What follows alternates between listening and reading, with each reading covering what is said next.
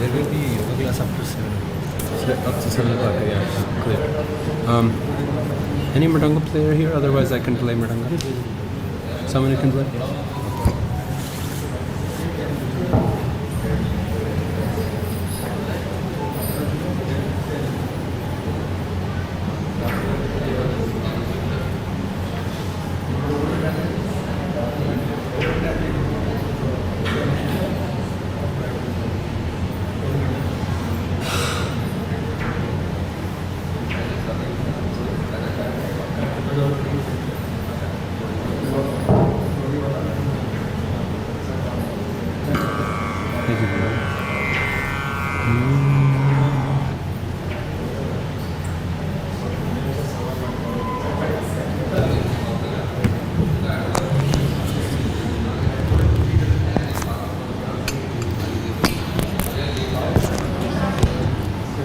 Hare Krishna. Jai Radha Madhava Kunja Bihari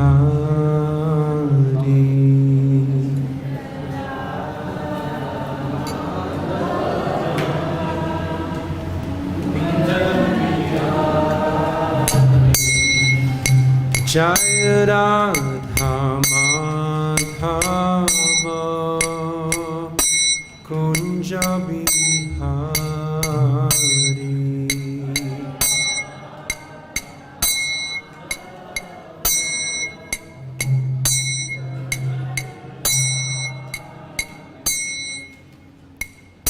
Gopi Jana Vallabha Girivardhari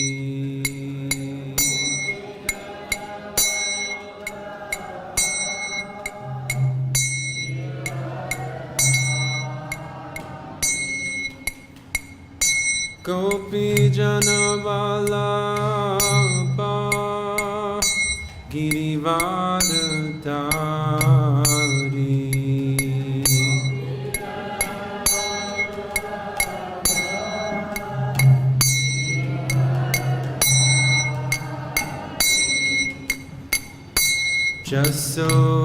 Jasodanandana Raja Janaranjana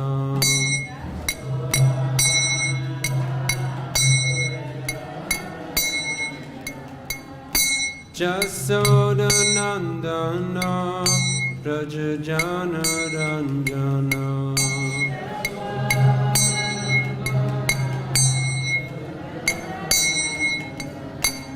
Jamuna Tira Banachari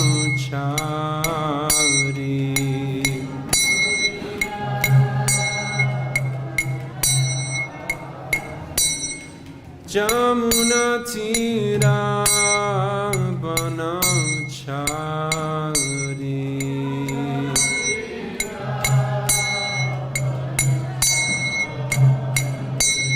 Jai Radha Madhava Kunja Bihari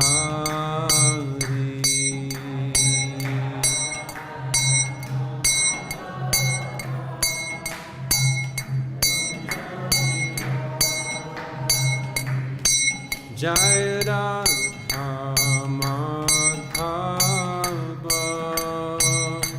Kunja Bihari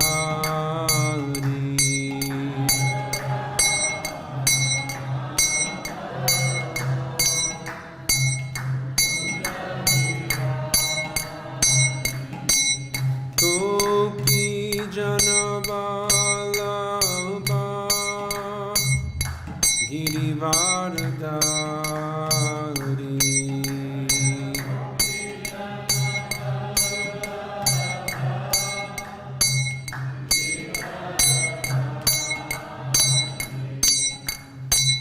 Gopi Jana Vallabha Girivardhari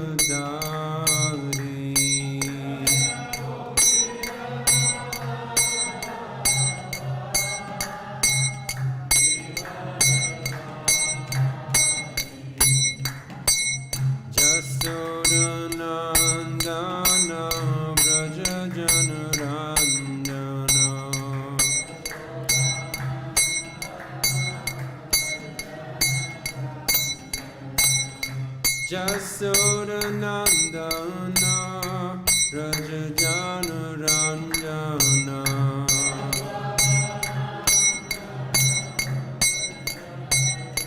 Chamunatira Bana Chari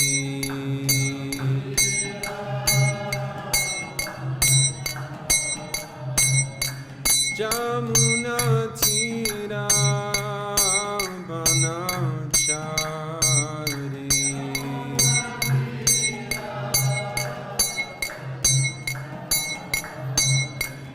Jaya Radha Madhava Kunja Vihari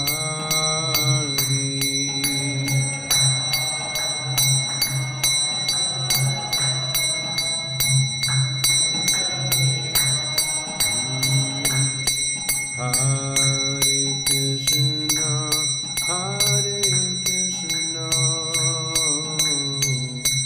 Krishna Krishna, Hare Hare,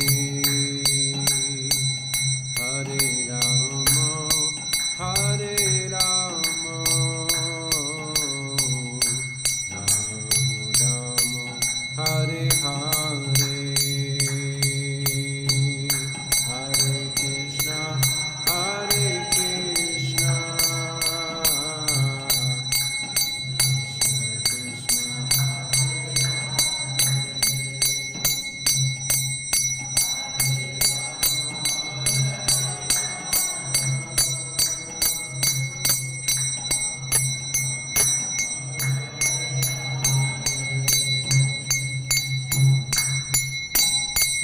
Hare Krishna, Hare Krishna, Krishna Krishna, Hare Hare, Hare Rama, Hare Rama, Rama Rama, Hare Hare.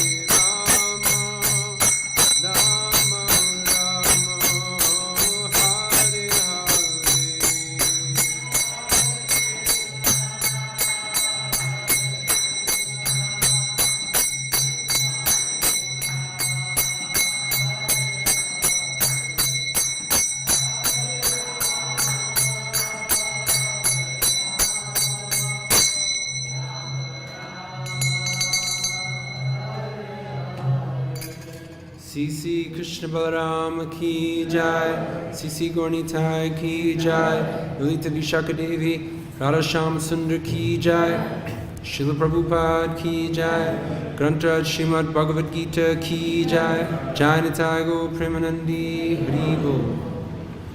Reading from Bhagavad Gita as it is, chapter 4, which is titled Transcendental Knowledge. Today we are reading text 2. Om Namo Bhagavate Vasudevaya. Om Namo Bhagavate Vasudevaya. Om Namo Bhagavate Vasudevaya.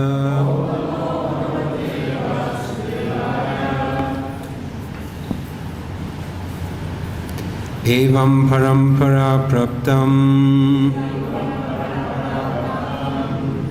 imam raja shayo vidhu sakale nehamahata yogo nashta parantapa Evam parampara praptam imam rajharshayo vidhu sakale nehamahata yogo nashta parantapa evam parampara praptam imam rajharshayo vidhu sakale nehamahata yogo nashta parantapa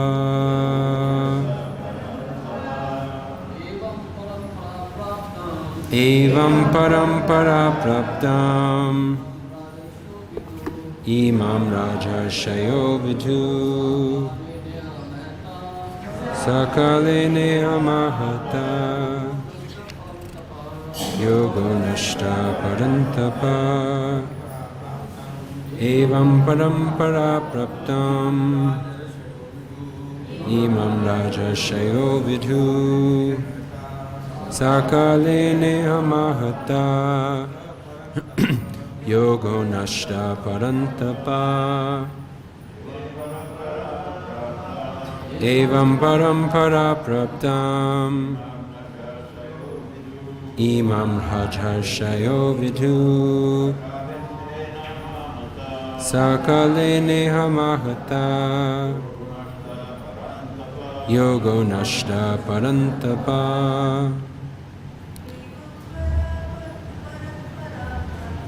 evam parampara praptam imam rajharshayo vidhu sakale nehamahata yogo nashta parantapa evam parampara praptam imam rajharshayo vidhu sakale nehamahata yogo nashta parantapa evam thus parampara by disciplic succession praptam received imam this science raja rishaya the saintly kings viduhu understood saha that knowledge kalena in the course of time iha in this world mahata great yoga the science of one's relationship with the Supreme nashtaha scattered parantapa O Arjuna subduer of the enemies. Translation. This supreme science was thus received through the chain of disciplic succession, and the saintly kings understood it in that way. But in course of time, the succession was broken, and therefore the science, as it is, appears to be lost. Purport by His Divine Grace, Srila A.C. Bhaktivedanta Swami Srila Prabhupada. It is clearly stated that the Gita was especially meant for the saintly kings because they were to execute its purpose in ruling over the citizens. Certainly, Bhagavad-gita was never meant for the demonic persons who would dissipate its value for no one's benefit and would devise all types of interpretations according to personal whims. As soon as the original purpose was scattered by the motives of the unscrupulous commentators, there arose the need to reestablish the disciplic succession. 5,000 years ago, it was detected by the Lord himself that the disciplic succession was broken, and therefore he declared that the purpose of the Gita appeared to be lost. In the same way, at the present moment also, there are so many editions of the Gita, especially in English, but almost all of them are not according to authorized disciplic succession.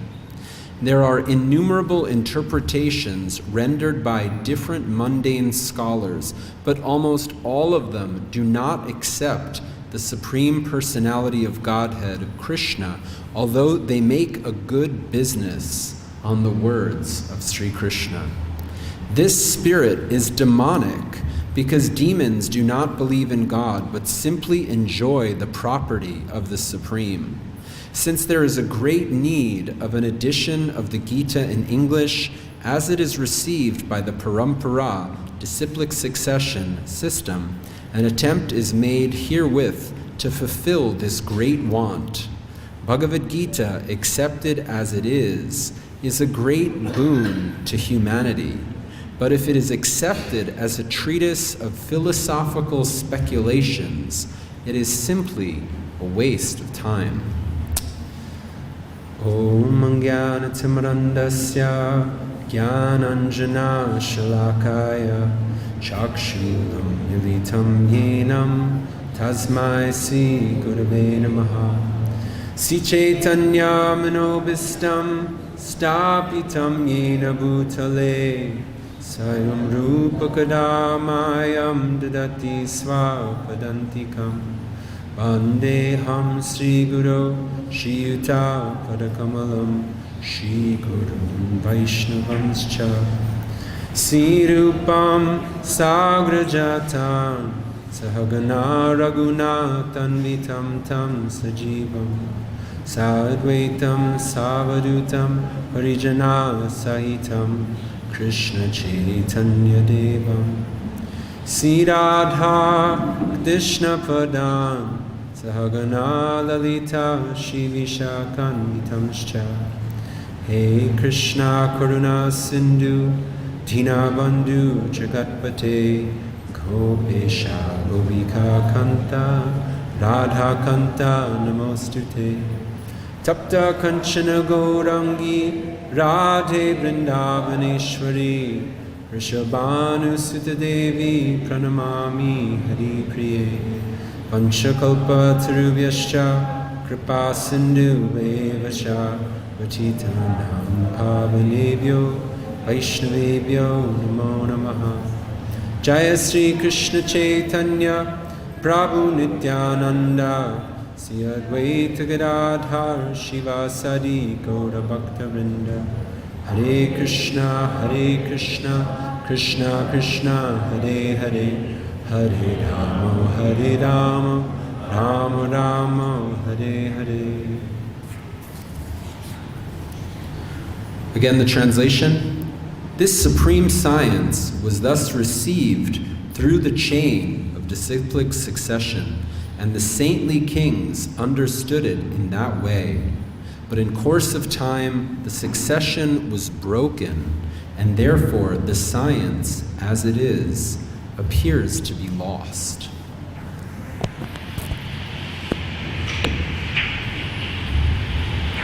So this Bhagavad Gita is spoken right before the Battle of Kurukshetra.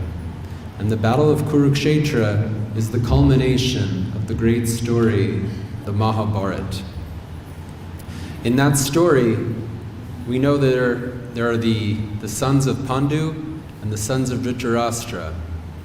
And the sons of Pandu, Yudhisthira and Bhima, were the eldest. And so they had the first claim to the throne. And by their qualification also, they were outstanding. And it was their right to be the next king. But because their father had died untimely, his brother Dhritarashtra was made the king, but he was made as like the acting king because he was blind. And due to his blindness, he was not actually fit to be the king. But Dhritarashtra, he was overly lenient with his eldest son, Duryodhana. And Duryodhana was an envious person. And it was not Duryodhana's right to take the throne, but because his father was on the throne, he always coveted that he wanted to be on the throne. And so he made so many problems for the Pandavas. He, as a young boy, he tried to poison Bhima by poisoning his food.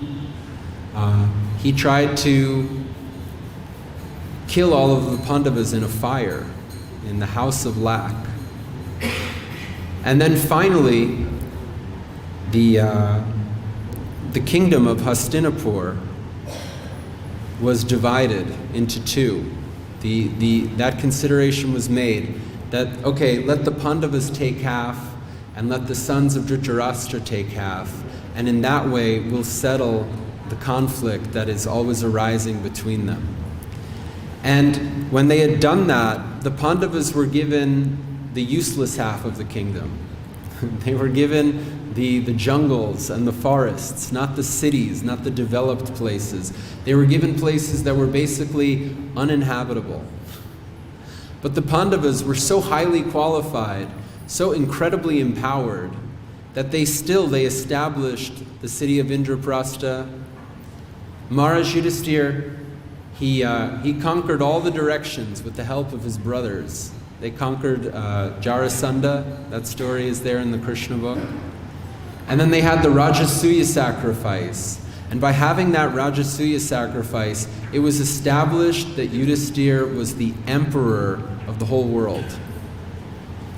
And Duryodhana couldn't tolerate the success of his elder cousin brothers. And so he deviously brought them for a gambling match. And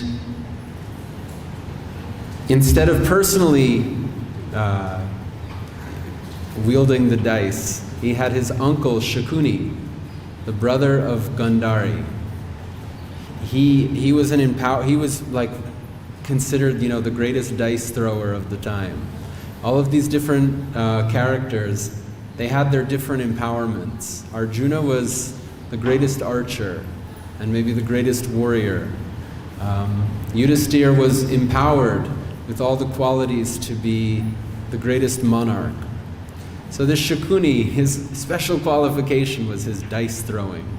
There was practically no contest, but especially out of obedience to his elders, because Dhritarashtra was on the throne and he was sanctioning this dice match. So Yudhisthira agreed, okay, he should not neglect this challenge, because even Dhritarashtra, he is like my father, so we should play. And in that gambling match, they lost everything. They lost all of their wealth, all of their kingdom. It was all taken by Duryodhana. Even it became so outrageous that even his brothers were taken, and even their wife Draupadi was taken and humiliated in a very horrible way. Anyway, at the end of that gambling match, there was some reconciliation, and they agreed that, okay, the Pandavas will go to exile. And during that exile, Arjuna, he collected many very important, valuable weapons, like from Shiva, from Indra, and in that way prepared himself from what seemed like an inevitable fight. And so when that exile was completed, then still the Duryodhana, he wouldn't return their kingdom. He wouldn't give back anything, although that was the agreed upon stipulation. He wouldn't give back, he said, I will not give them even land that you can put one needle into. And so there had to be a fight. There was attempts at diplomacy, attempts to stop the war, but it seemed inevitable. Krishna says, What is that? Paritranaya sadhunam vinishaya chaduskritam dharma samstapanarthaya sambhavami yuge yuge. To deliver the pious and to annihilate the miscreants, as well as to re-establish the principles of religion, I myself appear millennium after millennium. So this war is like an extension of Krishna's attempt to annihilate the miscreants. And all of the sons of Dhritarashtra were annihilated. Because the king, Krishna wanted to re-establish religion, that the king should be the representative of God. It should not be that the king is an envious person.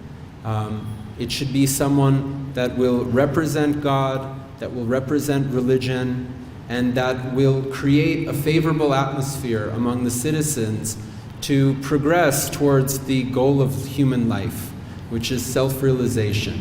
And so Krishna is saying here, this supreme science was thus received through the chain of disciplic succession, and the saintly kings understood it that way. Imam Rajar Shayo Vidhu. The point is, this Bhagavad-gita is not just for the reclusive saints and sadhus. It is for the kings. It is for the rulers also. It is for those people that are governing society.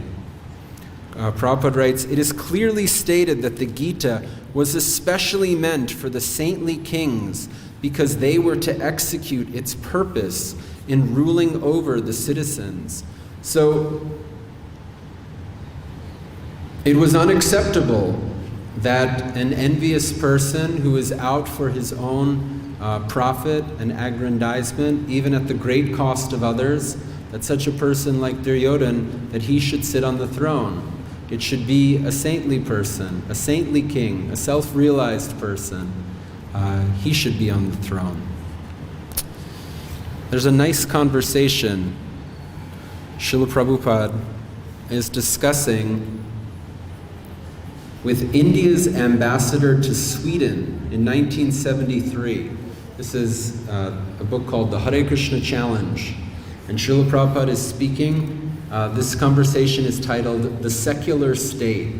And very nice points that are very relevant Srila Prabhupada makes.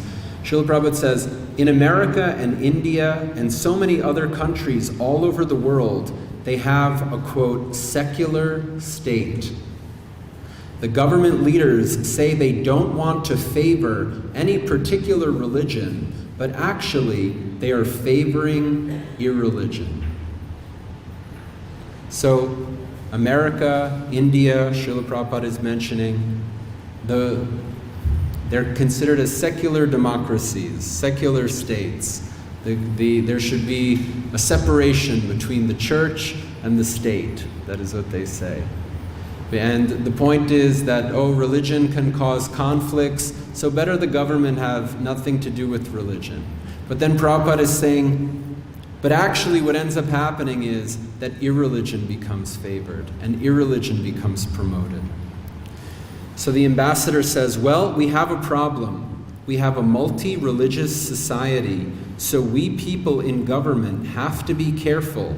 We can't take too strong a position on religion.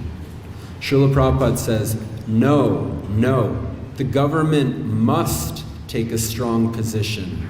Of course, the government should be neutral to all forms of bona fide religion, but it also has a duty to see that the people are genuinely religious, not that in the name of a, quote, secular state, the government should let the people go to hell. Maybe you're observing in the development of our secular democracies, what is the state of religion? What is the state of morality? How are things moving? Are people becoming more saintly? Are people becoming elevated in the mode of goodness, elevated in spiritual consciousness? Our observation is exactly the opposite. At lightning speed, things are going down. Ambassador says, well, that's true. Srila Prabhupada says, yes, if you are a Muslim, then it is the duty of the government to see that you are really acting as a Muslim. If you are a Hindu, it is the government's duty to see that you are acting as a Hindu. If you are a Christian, it is the government's duty to see that you are acting as a Christian. The government cannot give up religion. Dharmena hina pashubi samana. If people become irreligious, then they are simply animals. So it is the government's duty to see that the citizens are not becoming animals. The people may profess different forms of religion. That doesn't matter, but they must be religious. Secular state doesn't mean that the government should be callous.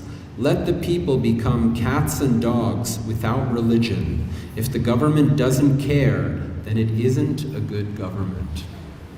Nice comments from Srila Prabhupada.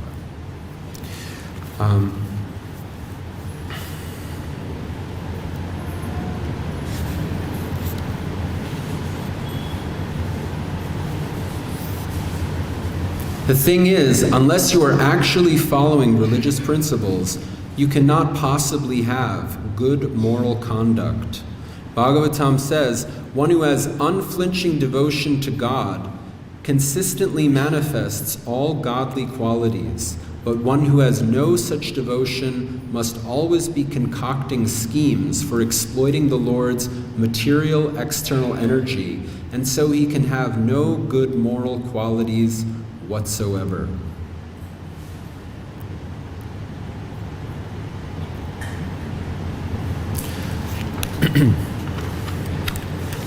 In Bhagavatam also, we hear about how Maharaj Yudhisthira, how he was ruling. So after the Kurukshetra battle, all of the sons of Dhritarashtra were killed. The Pandavas were re-established on the throne. And Maharaj Yudhisthira, he ruled for 36 years. And Bhagavatam describes how he ruled.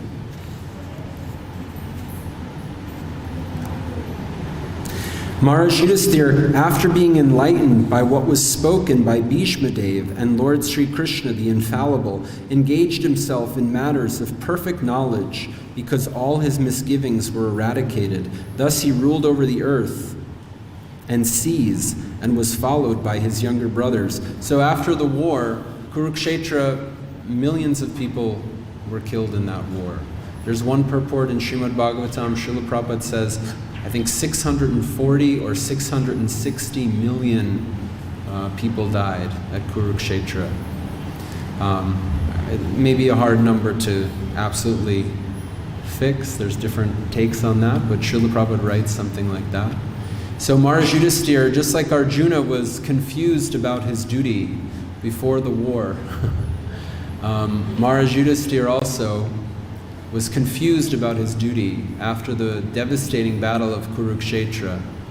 And so Krishna arranged that he spoke to his elder Bhishma Dev, who was still lying on the battlefield on a bed of arrows. And Bhishma Dev enlightened Maharaj Yudhisthira and gave him full confidence to move forward in his duty to serve as the king.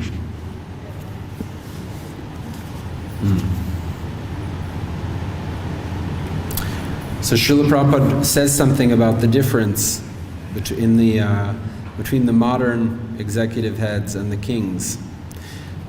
The modern elected executive head of state is just like a puppet because he has no kingly power. Even if he is enlightened like Maharaj Yudhisthira, he cannot do anything out of his own goodwill due to his constitutional position. Therefore, there are so many states over the earth quarreling because of ideological differences or other selfish motives.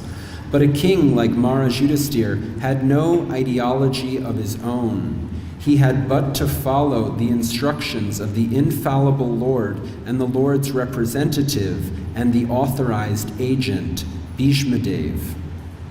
So Yudhisthira has no personal agenda. He's an ideal king because he's not following either his own personal need for power and sense gratification.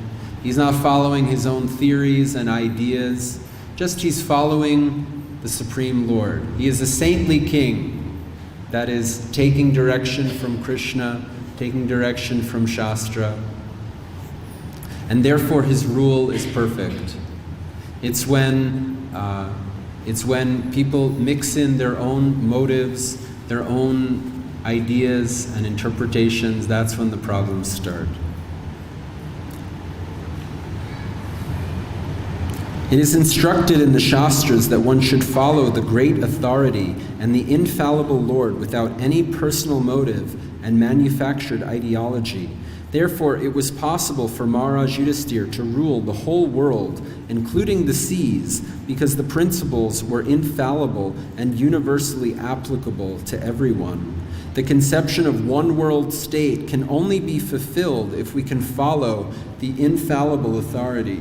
An imperfect human being cannot create an ideology acceptable to everyone. Only the perfect and the infallible can create a program which is applicable at every place and can be followed by all in the world. It is the person who rules and not the impersonal government. If the person is perfect, the government is perfect.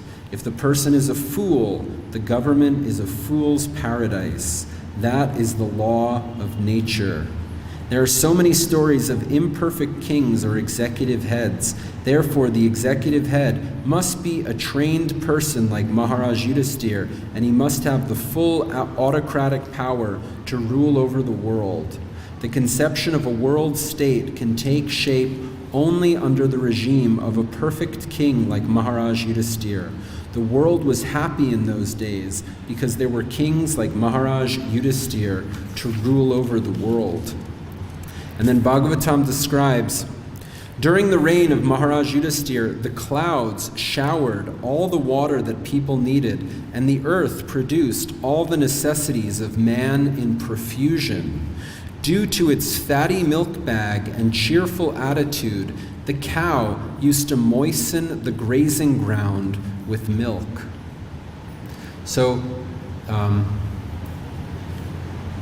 if you want to understand what was the condition of Maharaj Yudhisthira's empire, you can look at these. Bhagavatam is mentioning two important barometers. The weather was very perfect, and so the agriculture was going on very nicely. Prabhupada says the rains, that's not in the control of man, it's not in human power. That's by higher authority, the rain will come. Although we are absolutely dependent on rain coming for our net food, which is, of course, prime necessity. So the weather was very perfect under the reign of Maharaj Yudhisthira, and the cows were in a very good condition. The cows were very happy, they were satisfied and peaceful, and due to their joyful condition, they were muddying the earth with the milk that was coming out of their milk bags. If you will spend time with the cows, you will see that they're very emotional animals, beings. And like we were just traveling, my wife and I, we were in the European countries, and we saw many beautiful cows in the pasturing ground. And we wanted to, like how we do here, we wanted to meet them and exchange affection with them, maybe feed them snacks. And those cows were terrified of us. You could not go near them. Why? Because they're abused. Because they're in a horrible condition. They're being exploited like anything. And so they feel that. And so you can't have any relation with them because they're living in terror, actually. They're like,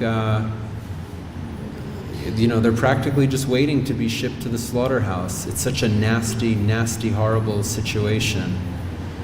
And so when the cows are in such a condition, naturally human society will also be in a poor condition. That's the law of nature. And when the cows are very happy and peaceful and satisfied, then human society can also prosper in all ways. That's one of the secrets of good government that we can learn from Bhagavatam. Therefore, Maharaj Parikshit, he was fighting very fiercely against Kali, who had come to abuse the cow. He raised the sword in a very ferocious way against Kali Maharaj, who was abusing the cow.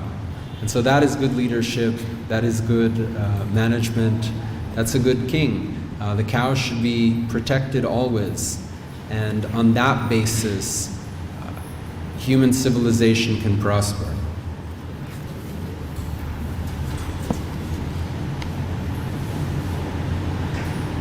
Srila Prabhupada writes, if there is enough milk, enough grains, enough fruit, enough cotton, enough silk, and enough jewels, then why do the people need cinemas, houses of prostitution, slaughterhouses, etc.? What is the need of an artificial, luxurious life of cinema, cars, radio, flesh, and hotels? Has this civilization produced anything but quarreling individually and nationally? Has this civilization enhanced the cause of equality and fraternity by sending thousands of men into a hellish factory and the war fields at the whims of a particular man? It is said here that the cows used to moisten the pasturing land with milk because their milk bags were fatty and the animals were joyful. Do they not require, therefore, proper protection for a joyful life by being fed with a sufficient quantity of grass in the field? Why should men kill cows for their selfish purposes? Why should man not be satisfied with grains, fruits, and milk, which combined together can produce hundreds and thousands of palatable dishes? Why are there slaughterhouses all over the world to kill innocent animals?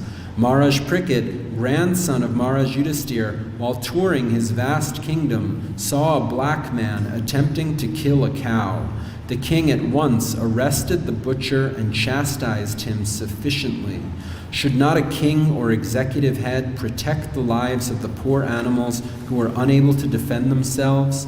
Is this humanity? Are not the animals of a country citizens also? Then why are they allowed to be butchered in organized slaughterhouses?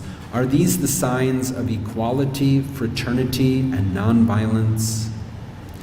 Therefore, in contrast with the modern, advanced, civilized form of government, an autocracy like Maharaj Yudhisthira's is by far superior to a so-called democracy in which animals are killed and a man less than an animal is allowed to cast votes for another less than animal man.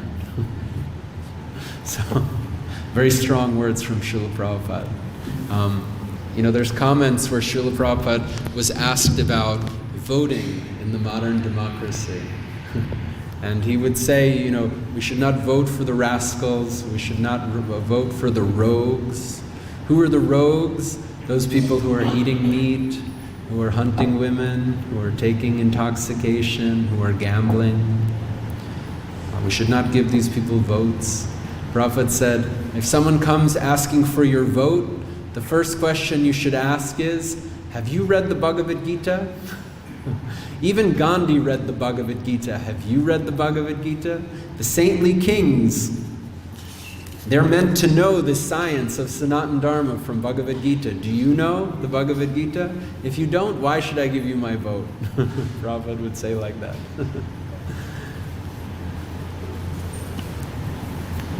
Just one more point we'll read.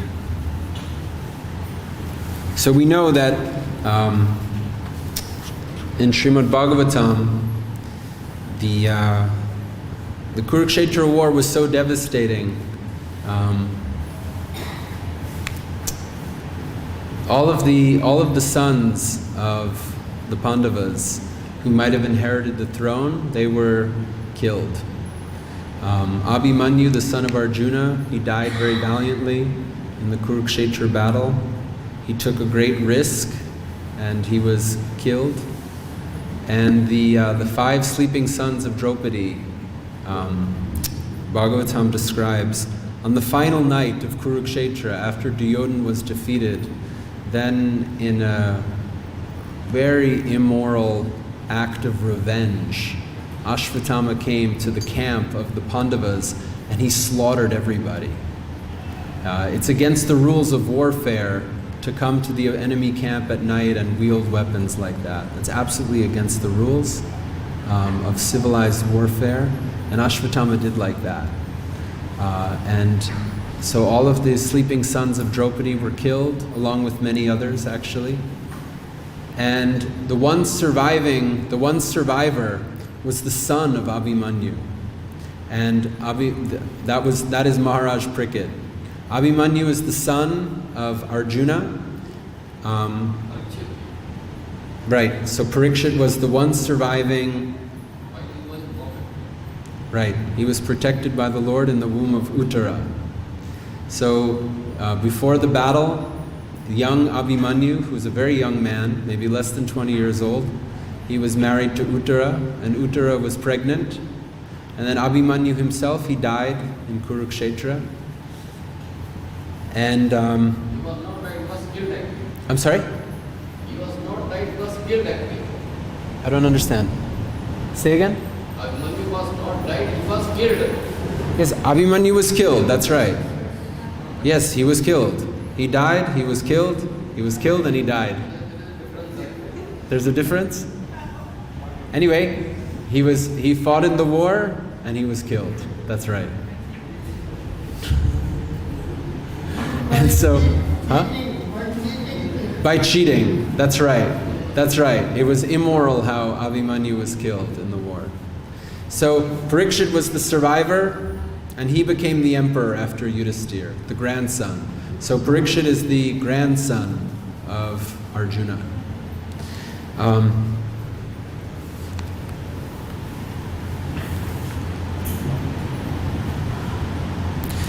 So in this section of Bhagavatam, Maharaj Parikshit is touring his kingdom because he understood that the influence of Kali had entered his kingdom, which was a very unpalatable thing. And as a righteous ruler, he thought he has to rectify the situation.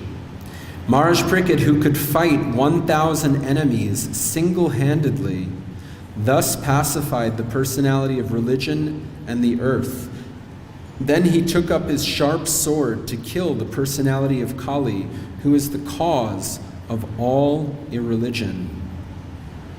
And Prabhupada writes, it's a very strong purport. This age of Kali will certainly be full of all activities of Kali, but this does not mean that the leaders of society, the executive heads, the learned and intelligent men, or above all the devotees of the Lord, should sit down tightly and become callous to the reactions of the age of Kali. In the rainy season, certainly there will be profuse rainfalls, but that does not mean that men should not take means to protect themselves from the rains.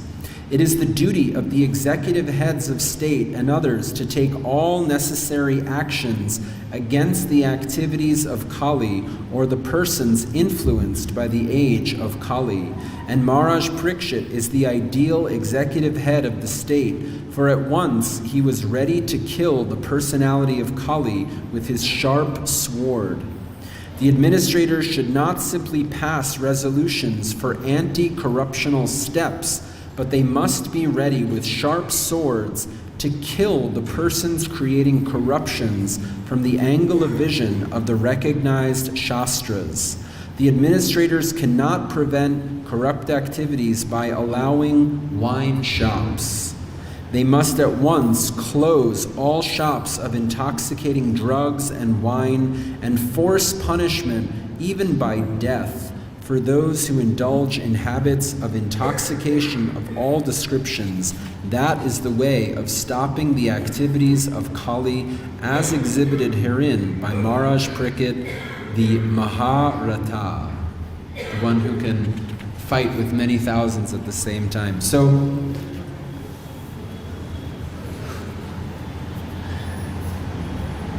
yes, so here it is written like that the head of state should be so fierce to fight against the influence of Kali and to maintain religious principles. Any questions or comments? Any discussion? Or any points of reflection? Government is selling the wine. Sorry, Prabhu? Government is selling the wine.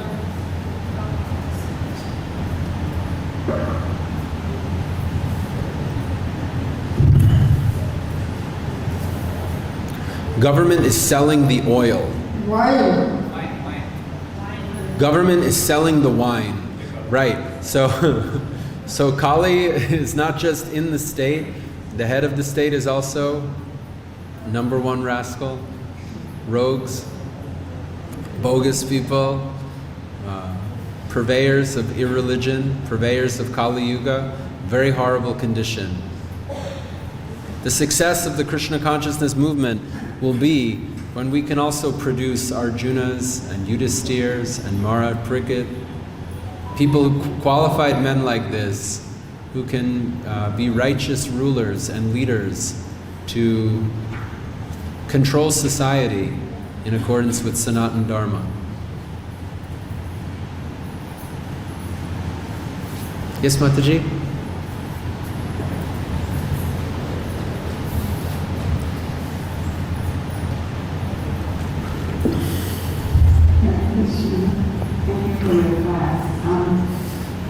Considering that we're moving into going deeper into the age of Kali, but Prabhupada said that there will be a golden age, 10,000 years. So, how is that manifesting? Do you have any, in terms of how we talk about how things are deteriorating, but how are things coming in to the golden age that Prabhupada said will be happening?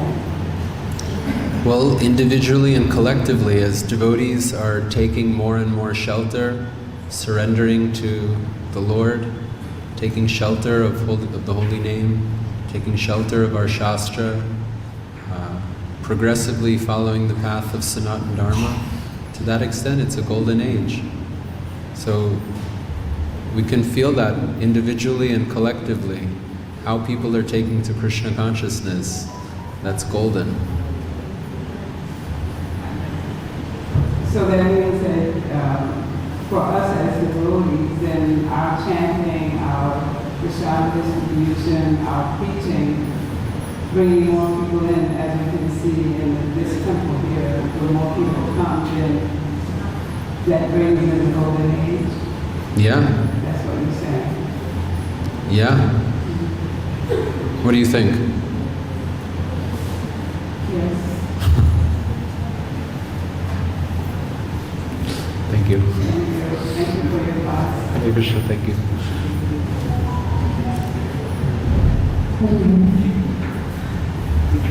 About the golden age, I was thinking about it, and I thought that now life becomes more and more difficult for materialistic people as well. The pandemic, people are losing jobs, they're losing their dear ones, it's more restricted. Basically, it's not becoming easier, and when there is a bigger gap of rich and poor, middle class becomes less rich. So it all makes people think more of spiritual things because they cannot rely on material things as before. There is less security. And so in this way, from a material point of view, it's deteriorating actually. And it's a good basis for spiritual life. So we're making golden age, it means prosperity, everything is good. But it could be that actually nothing is so good. But mentality becomes like more aware that I'm not from this material world. There is no security here. I cannot rely on things. So, who am I? What am I? So these first questions they come, and they try to find shelter someplace else. Because before it was too secure for them to think of spiritual, they didn't need it. And now they need it more, and they will need it even more, because it's becoming worse. The wars are coming closer to them, you know, the less money is coming closer to them, all the situations that were someplace else are now coming to people's doorsteps. So they need to think more where to find peace of mind in different bad situations also. So I think we may not think of golden age, golden age may be something different than what we think. That's a good point. Just now we were visited America, and some of the maybe one yatra in particular, the devotees were saying like that. They were saying, you know, this pandemic situation, it really made many local people very inquisitive. Like the stress and the difficulty, all the hardships connected to the COVID pandemic,